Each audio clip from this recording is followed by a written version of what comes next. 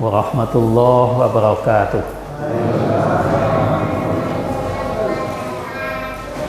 Alhamdulillah, alhamdulillahi haqqa hamdi wa syukrulillahi haqqa syukri. Asyhadu an la ilaha illallah wa asyhadu anna Muhammadan abduhu wa rasuluh. Allahumma salli fasallim wa barik ala Muhammad wa ala alihi wa ashabihi wa mawalah, amma ba'd. Hadirin jamaah salat maghrib Masjid napa? Al-Amal. Masjid Al-Amal yang mudah-mudahan dirahmati Allah Subhanahu wa taala.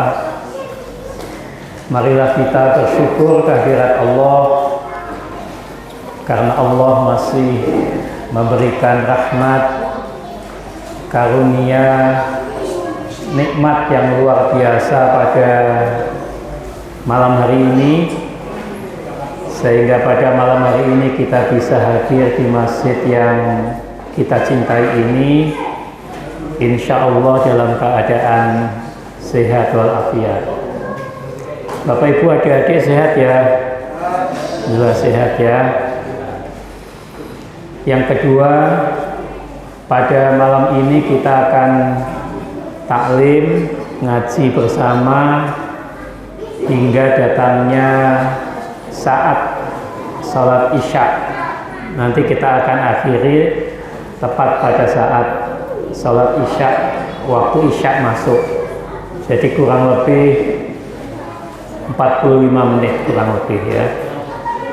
Topik yang diberikan kepada saya oleh Mas Erwin adalah bagaimana kita sebagai umat bisa meraih keunggulan atau kemenangan di masa-masa yang akan datang. Nah, para jamaah hadirin rahimakumullah, di dalam Al-Quran ada suatu faham yang mengajarkan bahwa kemenangan, kekalahan, kejayaan, kemunduran, bahkan sedih, bahagia, tangis, tertawa itu dipergilirkan kepada semua umat manusia. Jadi hidup itu, kata Allah di dalam Al-Quran, itu seperti roda yang berputar itu. Jadi kadang kita ini sukses, kadang gagal, kadang menang, kadang kalah. Yang pemilu kemarin kalah, sekarang nyalon lagi supaya menang, kira-kira begitu. Nggak tahu menang atau kalah itu urusan belakang. Tapi memang menang, kalah, gagal, sukses, lalu kemudian apalagi bahagia, sedih, tersenyum, menangis, kaya, miskin, itu kata Allah dalam Al-Quran seperti dipergilirkan itu, seperti roda yang berputar. Ayatnya nanti kita bisa baca, kita lihat di surat Al-Imran ayat 140. Bapak ibu-ibu yang bawa handphone bisa dilihat surat Al-Imran ayat 140. A'udzubillahi minasyaitonir rajim. Iyamsaskum qarhun faqad massal qauma qarhum mithluh wa tilkal ayyamu nudawiluha bainan nas wal ya'lamallahu alladzina amanu wa yattakhidha minkum syuhada wallahu la yuhibbul zalimin. Nah, ayat ini para jamaah oleh sebagian ahli tafsir sebagai ayat yang mengajarkan prinsip atau ajaran mudawalah. Mudawalah itu artinya hidup itu seperti tadi roda yang apa? Berputar. Kadang ada di atas, kadang di bawah. Yang dipesankan di ayat tadi itu adalah kalau sedang di atas itu berarti tanda sukses apa tanda gagal? Sukses ya, tanda sukses, tanda jaya, sukses, terhormat. lagi menjabat misalnya, itu di atas semua. Sehat itu juga di atas. Itu bisa bergerak ke bawah, ya, bisa menjadi kalah, bisa menjadi menang, bisa menjadi miskin, yang tadinya untung bisa menjadi rugi, yang tadinya bahagia bisa menjadi sedih. Jadi terus berputar. Nah, yang sedang sedih, sedang gagal, sedang apalagi kalah, itu berarti sedang di bawah apa di atas? Sedang di bawah. Yang di bawah itu kalau nggak putus asa itu bisa bergerak naik ke atas. Akhirnya berada di atas. Nah, ayat tadi itu 140 surat Ali Imran tadi itu, kalau kita baca sebab-sebab diturunkannya ayat itu adalah berkaitan dengan kekalahan Nabi dan para sahabat di dalam perang Uhud. Perang Uhud itu perang yang sangat bersejarah karena terjadi pada bulan Syawal tahun ketiga Hijriah, perang Uhud. Sebagian sahabat mengatakan iyam saskum korhun.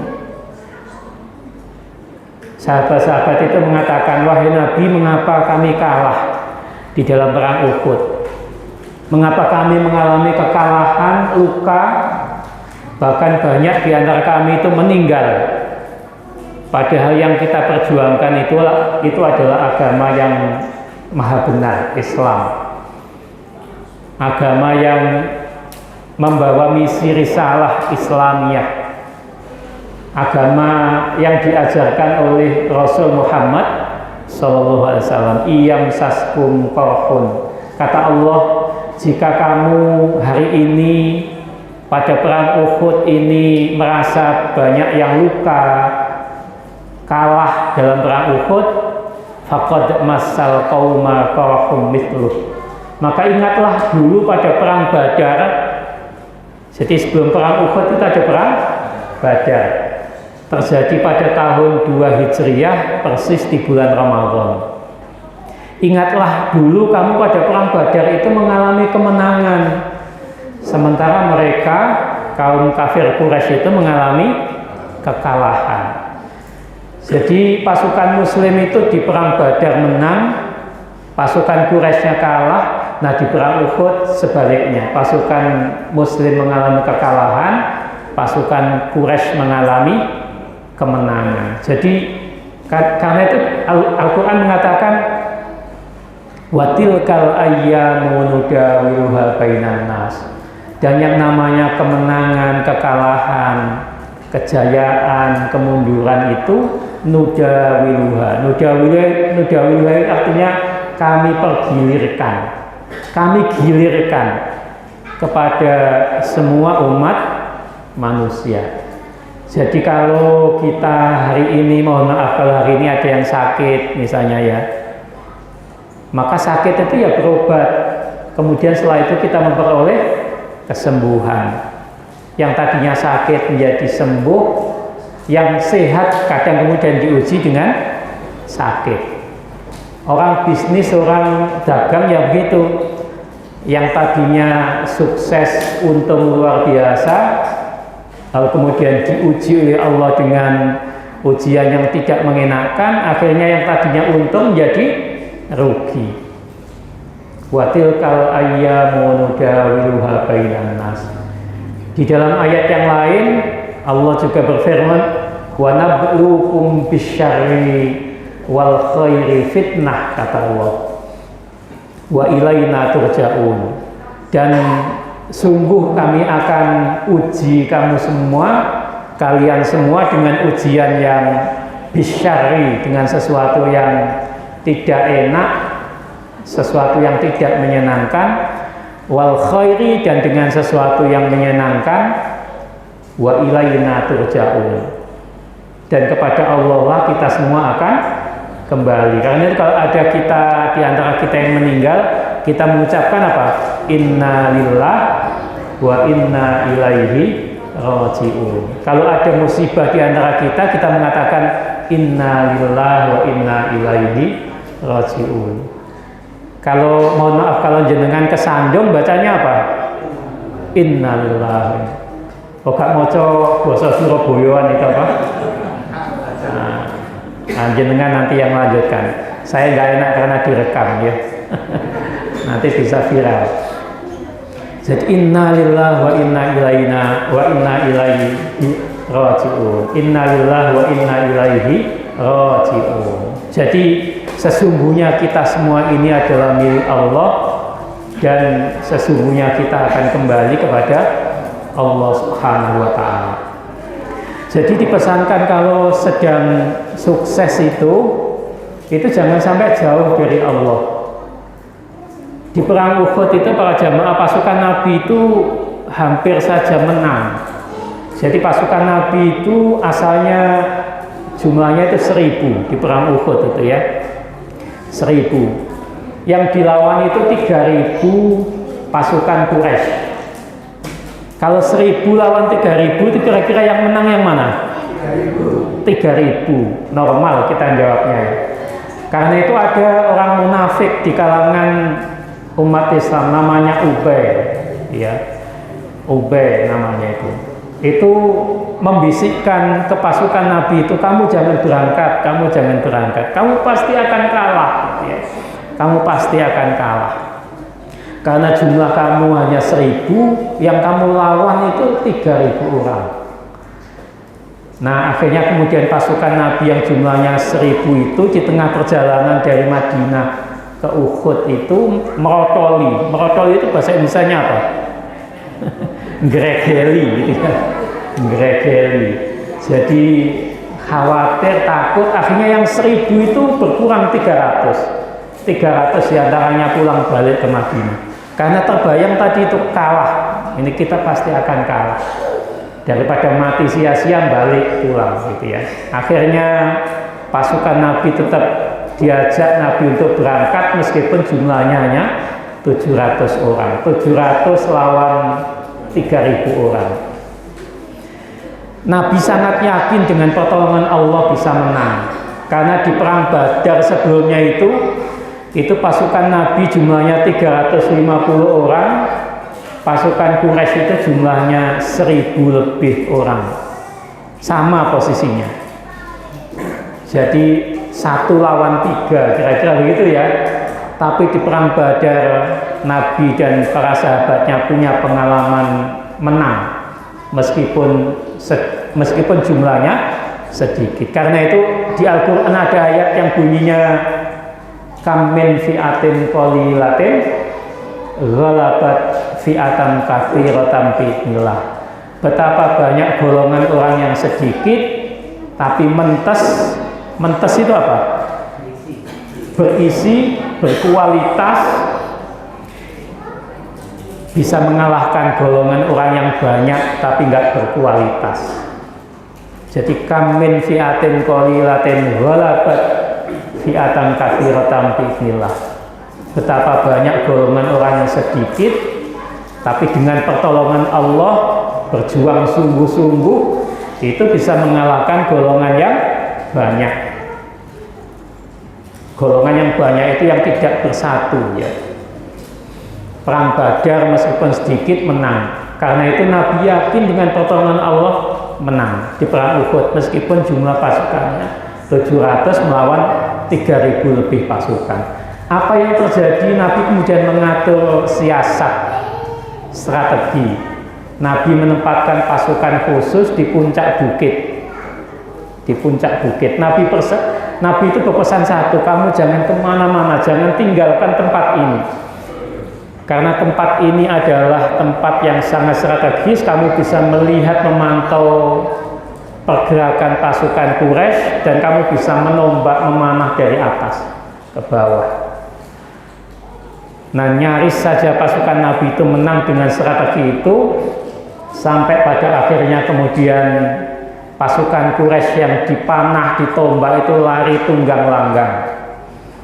Lalu kemudian saking takutnya banyak bawaan-bawaan itu tertinggal. Ranselnya, tasnya, perhiasannya tertinggal di lembah bukit itu. Nah, pasukan Nabi yang di atas itu kemudian tergoda ingin mengambil harta rampasan perang yang ditinggalkan oleh pasukan Quraisy itu. Akhirnya yang di atas itu ingin turun ke bawah, ingin berebut harta rampasan perang itu. Akhirnya posisi yang diperintahkan Nabi supaya jangan ditinggal itu ditinggalkan, ya, ditinggalkan. Lalu kemudian posisi penting itu diambil oleh yang namanya Khalid bin Walid dan pasukannya. Waktu itu Khalid bin Walid belum masuk Islam, masih kaum Quraisy kafir, ya, belum masuk Islam. Akhirnya posisi strategis itu diambil oleh Khalid bin Walid dan dipakai untuk memukul balik pasukan Muslim yang ada di bawah yang berebut harta rampasan perang tadi itu. Maka kalahlah pasukan Nabi dan mereka luka-luka, mereka banyak yang meninggal dunia. Di perang Badar mereka menang, di perang Uhud pasukan Nabi kalah. Karena tadi tidak memegang teguh perintah Nabi tadi itu. Itulah yang kemudian dikatakan oleh Allah, wa tilkal ayyamu nudawiluha bainan nas. Hidup itu seperti berputar itu. Karena itu kalau Bapak Ibu kita semua sedang sakit, sedang diuji dengan sesuatu yang tidak menyenangkan, ingat ayat ini. Urip iku terus berputar.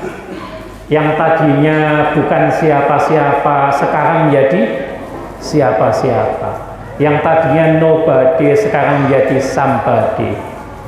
Yang tadinya rakyat jelata sekarang bisa menjadi pemimpin. Iya kan? Yang tadinya tukang sekarang menjadi orang penting di negeri ini. Itulah hidup itu. Itulah roda yang terus berputar. Asal dipesankan, asal jangan jauh dari Allah Subhanahu wa Ta'ala. Ikuti aturan main, ikuti hukum-hukum yang berlaku, jangan melanggar hukum. Kalau sedang di atas melanggar hukum, itu akhirnya yang tadinya berharap menjabat itu 5 tahun, di tengah-tengah itu ditangkap KPK. Betul nggak? Ada nggak contohnya? Kalau bahasa Surabayaan itu omyoan gitu ya, saking akeh. Sampai ada yang suami istri ditangkap KPK. Saya kira itu suami istri sakinah mawaddah warahmah itu ya. Karena setia di luar, setia di dalam. Nah itulah kalau jauh dari Allah, sedang di atas kok jauh dari Allah, itu pasti nabrak-nabrak. Pasti nabrak-nabrak. Sedang menjadi orang penting di negeri ini kok jauh dari Allah, itu pasti akan melanggar aturan, nabrak-nabrak, dan akhirnya nabrak hukum, akhirnya berurusan dengan aparat keamanan. Itu pelajaran, itu ibrah. Faktabiru ya ulil absar dalam surat Al-Hasyr ayat 2. Al-Hasyr ayat 2 di ujungnya itu ada firman Allah yang bunyinya faktabiru ya ulil absar. Ambillah pelajaran dan berpikir jauh ke depan, wahai orang-orang yang punya akal pikiran. Nah, mengapa di perang Uhud itu pasukan Nabi kalah? Kata Allah, waliya'lamallahu alladzina amanu. Di perang Uhud itu kamu diuji dengan kekalahan, karena dengan itu Allah akan tahu siapa yang imannya sungguh-sungguh, siapa yang imannya hanya sekedar basa-basi. Jadi ada orang itu yang beragama, beriman itu hanya sekedar basa-basi. Kadang-kadang kita temui, ini mohon maaf, kadang-kadang kita temui ada calon-calon yang mau maju di 2024 itu aktif ikut ngaji gitu, ada enggak? Banyak. Nanti setelah jadi ngajinya ditinggal. Itu namanya nggak sungguh-sungguh, akan kelihatan. Nanti mau nyalon nyumbang karpet masjid, begitu nyalon nggak jadi karpetnya diambil, ada nggak? Mudah-mudahan nggak di Masjid Al-Amal ini, mudah-mudahan. Nyumbang pompa air, harapannya dipilih, ternyata yang milih nggak banyak, kalah. Pompa airnya diambil, banyak. Kemarin di Jawa Tengah atau mana itu, nyumbang mobil, kecewa mobilnya diambil. Ya.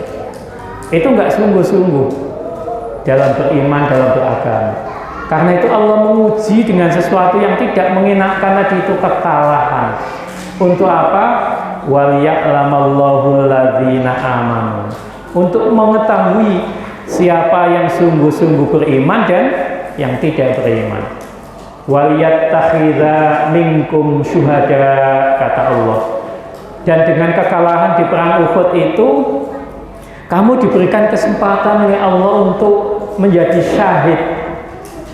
Syahid itu artinya orang yang mati karena perang membela agama Allah. Dan banyak pasukan Nabi yang wafat. Di antara yang wafat itu adalah Hamzah bin Abdul Muthalib. Bapak Ibu tahu Hamzah ya? Hamzah bin Abdul Muthalib itu paman yang sangat dicintai oleh Nabi kita Muhammad SAW. Paman Nabi. Ya, itu meninggal dengan cara yang tidak terhormat. Karena tubuhnya itu dimutilasi, kalau dalam bahasa sekarang. Dimutilasi itu diapakan? Nah, dipotong-potong itu.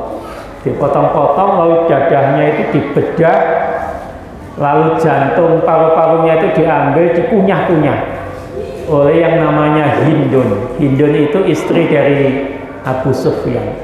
Perang Uhud itu kalau Bapak Ibu baca di buku Sirah Muhammad, ya, sejarah hidup Muhammad yang ditulis oleh Dr. Muhammad Husin Haikal, itu Bapak Ibu akan berbesmili. Berbesmili itu apa?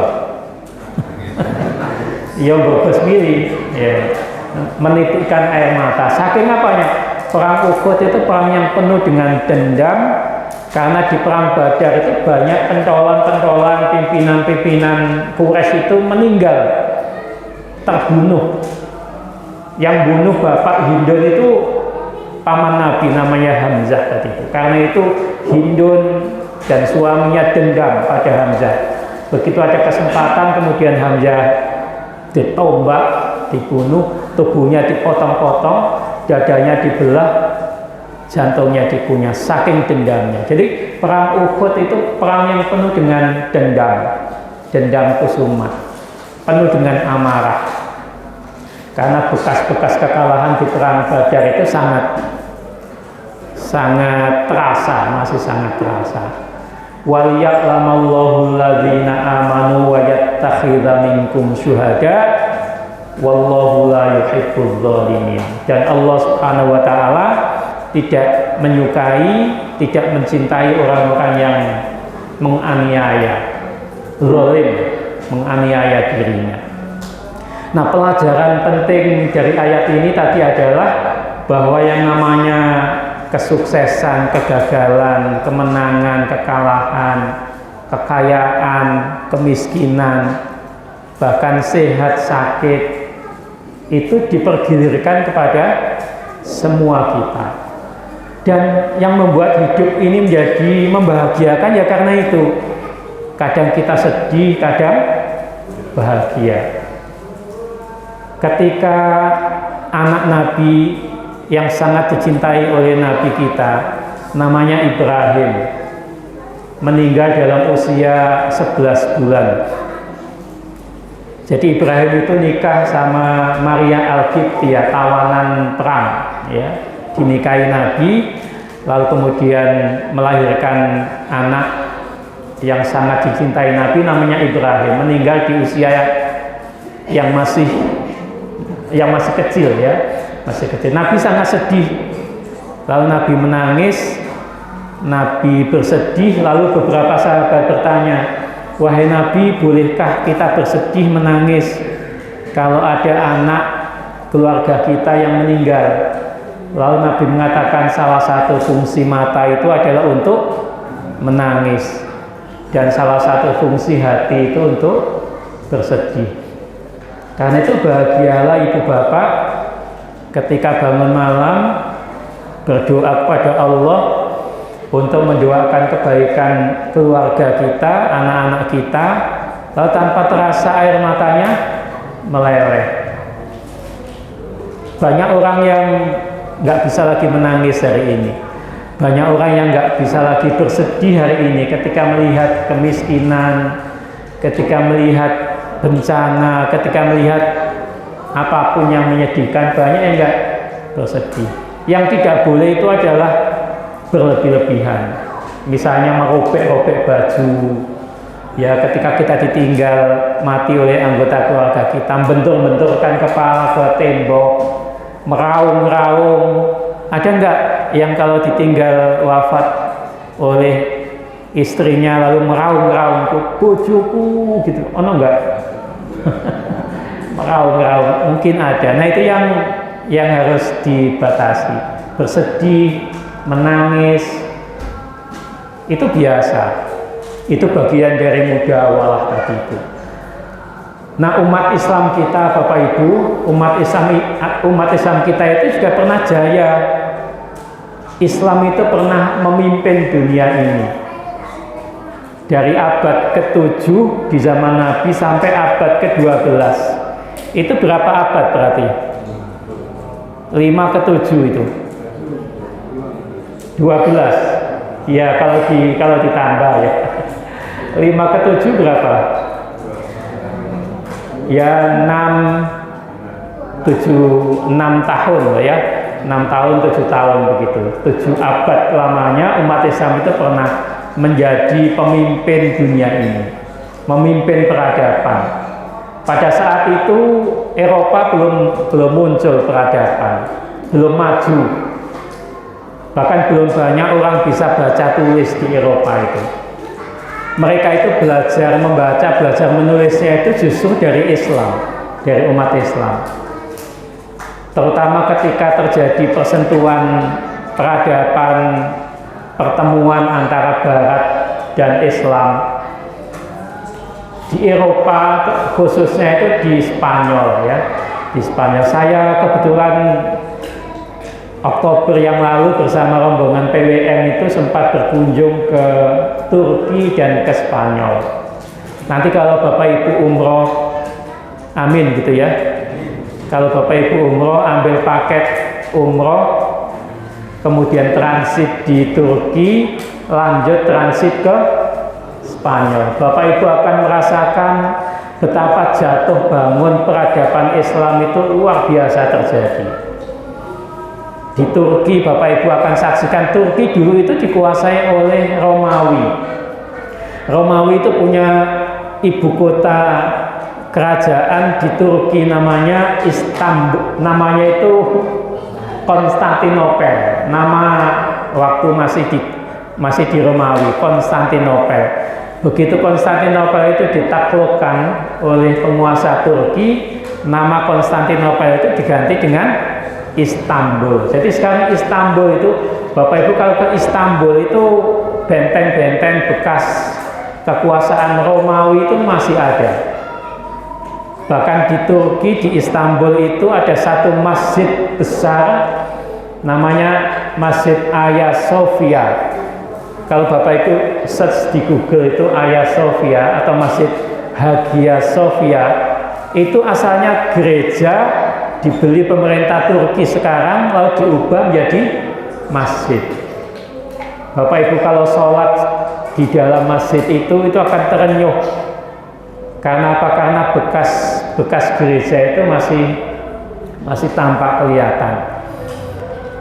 Ada ornamen-ornamen bekas gereja itu masih ada dalam masjid itu. Jadi suasananya masih bingung, ini masjid atau gereja. Tapi itu sudah dibeli oleh pemerintah Turki dan disulap menjadi masjid. Karpetnya itu warnanya hijau gitu. Ini hijau ya ini ya. Kalau orang Madura biru ini ya. Mohon maaf yang Madura. Karpetnya itu warnanya hijau gitu. Salat di situ.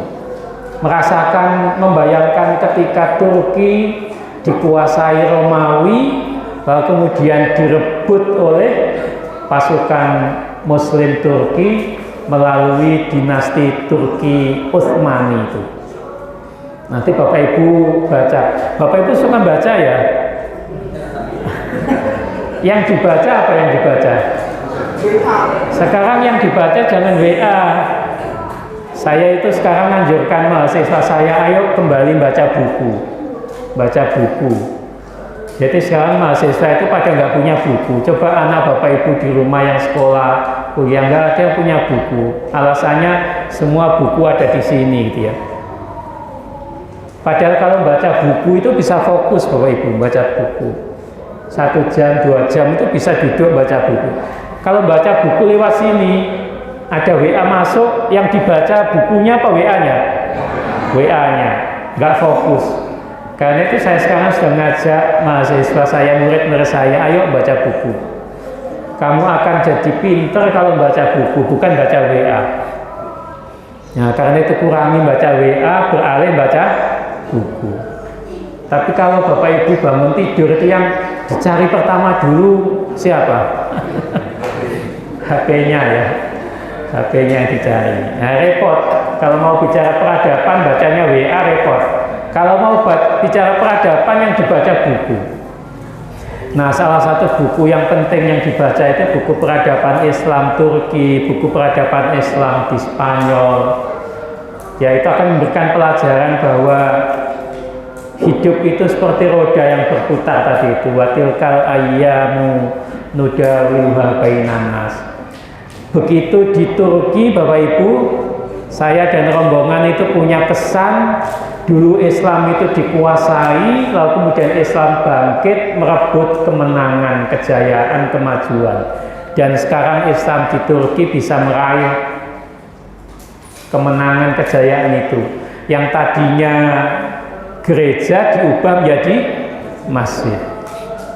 Nah, begitu perjalanan diteruskan ke Spanyol, yang terjadi sebaliknya. Di Spanyol itu Bapak Ibu umat Islam itu pernah berkuasa dari abad ke-7 sampai abad ke-15. Berarti berapa abad itu? 8 tahun, 8 abad. 8 abad itu berarti 800 tahun. Islam itu pernah berkuasa di Spanyol itu 800 tahun, 8 abad lamanya. Bukan waktu yang singkat, waktu yang sangat apa? Sangat panjang. Kira-kira berapa generasi itu? Bergenerasi-generasi, banyak, panjang sekali. Islam pernah berkuasa di Spanyol, dan selama masa berkuasa itu Islam raja-rajanya itu membangun lebih dari 1000 masjid yang dibangun itu. Lalu kemudian Islam jatuh di Spanyol persis pada 1492. Umat Islam dikasih pilihan, kamu balik ke Kedurus atau aku bunuh atau masuk Kristen gitu ya. Pilihannya itu, 3 pilihan itu. Keluar dari Spanyol, mau masuk Kristen atau dibunuh. Nah, sehingga banyak yang eksodus keluar dari Spanyol. Banyak yang kemudian juga pindah dari Islam ke Kristen. Ada juga yang dibunuh. Nah, setelah dibunuh kemudian dibuang ke jurang. Ya, di jurang. Jurangnya itu namanya Aljain. Kami pernah lihat jurang tempat pembuangan apa? Jadi miris melihat Islam di Spanyol itu masa jayanya selama 800 tahun berkuasa itu, dan Bapak Ibu lihat Islam di Spanyol hari ini. 1000 masjid yang dibangun tadi itu semuanya diubah menjadi gereja. Sedih nggak? 1000 masjid diubah menjadi gereja. Ada satu masjid terbesar di Spanyol namanya Masjid Cordoba. Kenal nama itu ya? Cordoba itu kalau ke Durus ini terus ke barat. Nanti Cordoba itu masjid yang sangat besar. Itu masjid terbesar kedua pada masanya. Masjid terbesar pertama itu Masjidil Haram, Masjid Al-Haram itu ya, di Mekah itu. Masjid Cordoba itu pada masa kejayaan Islam di Spanyol itu bisa menampung 80.000 jamaah. Kebayang nggak besarnya? Besar sekali masjidnya. Kami rombongan berkunjung masuk ke masjid itu, tampak sekali masjid itu dulu masjid, sekarang diubah menjadi gereja. Jadi di tembok-tembok itu banyak tulisan kaligrafi, ayat-ayat Al-Quran, tulisan-tulisan Arab. Di atasnya juga tulisan-tulisan berlapis emas. Itu kalau tidak orang kaya itu nggak bisa. Kalau peradabannya nggak maju nggak akan bisa bangun itu. Sisa-sisa kejayaan peradaban Islam tampak kelihatan di situs-situs yang bisa dikunjungi oleh umat Islam ketika berkunjung ke Spanyol. Salah satunya Masjid Cordoba, itu masjid yang bisa menampung lebih dari 80.000 jamaah. Untuk bisa masuk ke masjid itu kita dikutip karcis kalau nggak salah 10 real, kalau nggak salah 10 atau 15 real gitu ya. 1 real itu hampir 15.000. Jadi satu orang itu bayarnya kira-kira berapa? 150.000. Padahal di masjid itu tidak kurang dari 5.000 orang setiap hari itu berkunjung ke situ. Jadi Bapak Ibu bisa bayangkan betapa banyak uang yang dihasilkan berkat memanfaatkan tinggalan-tinggalan sejarah Islam itu yang sekarang masuk ke kas negara apa? Spanyol yang Katolik itu. Luar biasa. Itu belum di Istana Alhambra, belum di situs-situs yang lain. Luar biasa banyak. Kata Dr. Muhammad Iqbal, ini penyair terkenal ya. Kenal nama itu ya Bapak Ibu ya. Dr. Muhammad Iqbal itu menulis syair di ujung Masjid Cordoba itu. Dia mengatakan, dulu di masjid ini azan dikumandangkan. Sekarang azan diganti dengan nyanyian gereja. Dulu di masjid ini bacaan Al-Quran dilantunkan. Sekarang bacaan Al-Quran itu diganti dengan nyanyian-nyanyian gereja. Dulu di masjid ini ya azan dikumandangkan, sekarang diganti dengan lonceng-lonceng gereja. Pernah dengar lonceng gereja ya? Dong, gitu kan? Dong, gitu ya. Nggak ada lagi azan. Dulu sholat didirikan di masjid ini. Sekarang orang sholat dilarang. Bahkan orang kalau Bapak Ibu ke sana yang ibu-ibu di belakang itu pakai hijab ya, ke sana masuk ke masjid itu selalu diawasi. Ya, khawatir nanti ada apa-apa gitu ya, diawasi. Jadi kita tidak merdeka di tempat peninggalan sendiri karena dikuasai oleh beralih kekuasaan tadi itu. Jadi 1000 masjid dibangun selama 800 tahun Islam berkuasa di Spanyol. Sekarang 1000 masjid itu diubah menjadi apa? Gereja. Jadi peradaban itu ya begitu. Peradaban itu kadang di atas, kadang di bawah. Islam pernah menang, pernah menguasai peradaban. Kini Islam itu sedang di bawah, ingin naik kembali, ingin menanjak, naik kembali, berputar ke atas. Kita nggak tahu nanti endingnya seperti apa. Umat Islam di Indonesia ini jumlahnya 87, sekian persen, betul ya? 87, sekian persen. Tapi pertanyaan pentingnya begini, apakah Islam sudah menentukan nasib bangsa ini kira-kira? Apakah elit Islam menjadi penentu sejarah politik kebijakan ekonomi negara ini kira-kira? Menjadi penentu apa enggak? Rasanya belum, karena itu diperjuangkan. Mudah-mudahan 2024 kejayaan kemajuan Islam bisa diraih. Elit-elit Islam bisa merebut kembali ya simbol-simbol peradaban kemajuan itu, dan semuanya sangat mungkin. Saya nggak tahu apakah kemarin yang deklarasi di Hotel Majapahit itu menang atau kalah nggak tahu. Yang penting semuanya berjuang. Ya meskipun perjuangan itu berat dan kita nggak tahu kontestasi politik di 2024 juga seperti apa, belum tahu juga. Yang kita inginkan ya, itu adalah Islam itu kemudian elitnya saling seserawungan. Seserawungan itu apa? Ya saling komunikasi, tidak berjuang sendiri-sendiri berebut harta ghanimah tadi itu. Ilustrasi perang Uhud tadi itu kan karena berebut harta ghanimah kan, ingin mendapatkan kekuasaan, akhirnya kalah. Nah kita nggak ingin itu. Karena itu pelajaran perang Uhud itu menjadi penting untuk melihat jatuh bangunnya peradaban. Nah, apa yang harus kita lakukan Bapak Ibu? Pertama, yang harus kita lakukan, kita harus berubah. Harus berubah.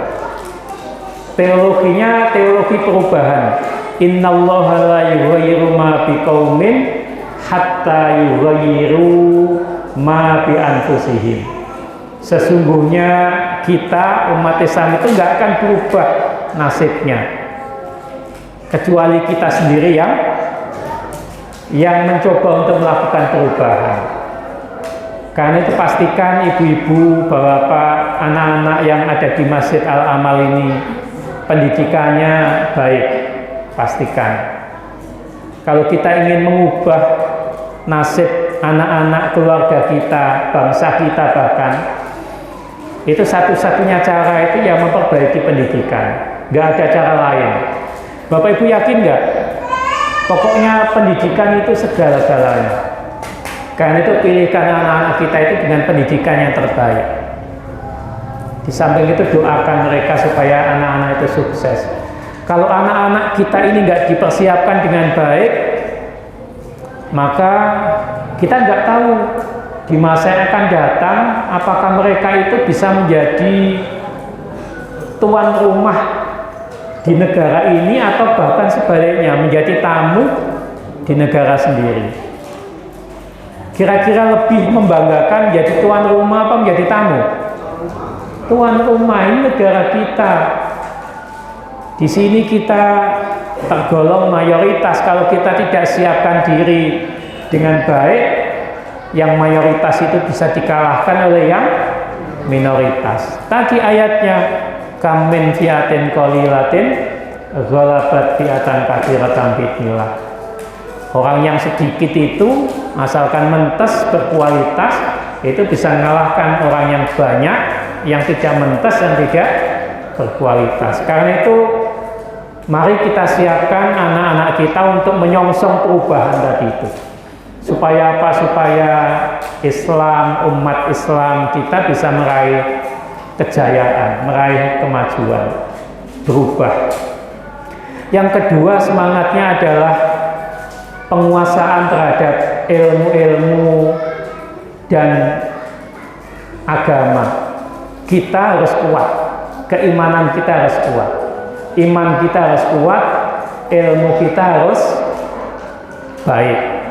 Yarfa'illahu alladzina amanu minkum walladzina utul ilma darajat. Jadi Allah itu akan mengangkat derajat kita. Kita akan jadikan orang yang mulia, yang bisa maju jaya itu syaratnya adalah agamanya kuat, ilmunya juga kuat, ilmunya juga bagus. Karena itu agama kita harus kuat, keimanan kita harus kokoh, harus sungguh-sungguh tadi itu. Tidak beragama yang sekedar basa-basi, tidak sekedar ada di bibir saja, tapi harus diwujudkan dalam bentuk amal-amal yang konkret, amal-amal yang jelas. Nah yang ketiga, ini tanda isya ya. Nah yang ketiga ini yang terakhir karena udah isya. Yang ketiga adalah selalu optimis, selalu optimistik bahwa hidup itu terus apa? Terus berputar. Yang hari ini gagal, yakin kita akan sukses. Perjuangan akan kita hasilkan.